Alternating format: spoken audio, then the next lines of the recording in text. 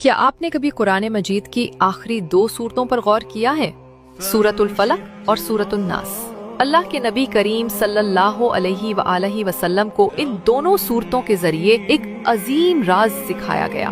अगर आप गौर करें तो एक अजीब बात सामने आती है। सूरतुल फलक में 4 चीजों से पनाह मांगी गई और वो चारों कितनी खतरनाक, खौफनाक और तबाह कुन है। अल्लाह फरमाते हैं, कुल आऊदु बिरब्बिल फलक, कह दो मैं पनाह मांगता हूँ सुबह के रब की। और फिर 4 शर बयान किए, तमाम मखलूक के शर से, अंधेरे के छा जाने के शर से, जादू करने वालियों के शर से और हसद करने वालों के शर से।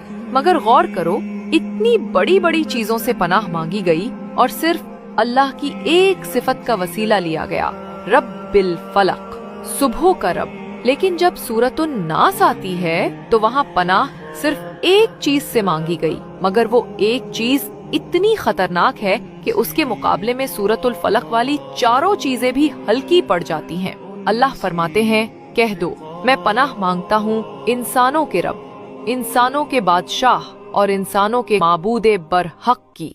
किससे? मिन शर्रिल वसवासिल खन्नास, वसवसा डालने वाले के शर से। खन्नास यानी वो दुश्मन जो तुम्हारे दिल पर वार करे और तुम्हें खबर तक ना हो।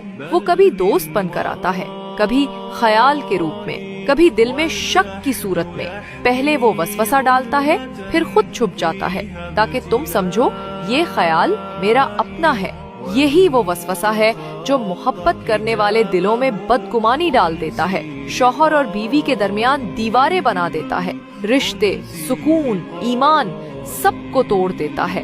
शैतान का यही सबसे खतरनाक हथियार है। वो तुम्हारे अंदर दाखिल होता है, तुम्हारे दिल पर कब्जा करता है और तुम्हें तुम्हारे ही खिलाफ कर देता है। इसीलिए अल्लाह ने फरमाया, अगर तुम चाहते हो कि तुम्हारा दिल महफूज रहे, तुम्हारे रिश्ते सलामत रहें और तुम्हारा ईमान कायम रहे, तो हमेशा ये दुआ मांगो, कुल आऊदु बिरब्बिन नास, मैं पनाह मांगता हूँ इंसानों के रब की। हर वक्त, हर लम्हा जब वसवसा आए, जब दिल में शक पैदा हो, जब कोई ख्याल तुम्हें तंग करे, तो फौरन पनाह मांगो, क्योंकि वसवसा वो आग है जो मोहब्बतों, नेमतों और ईमान सब कुछ जला डालती है।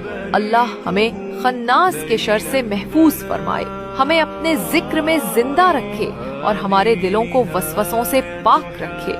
अल्लाहुम्मा आमीन।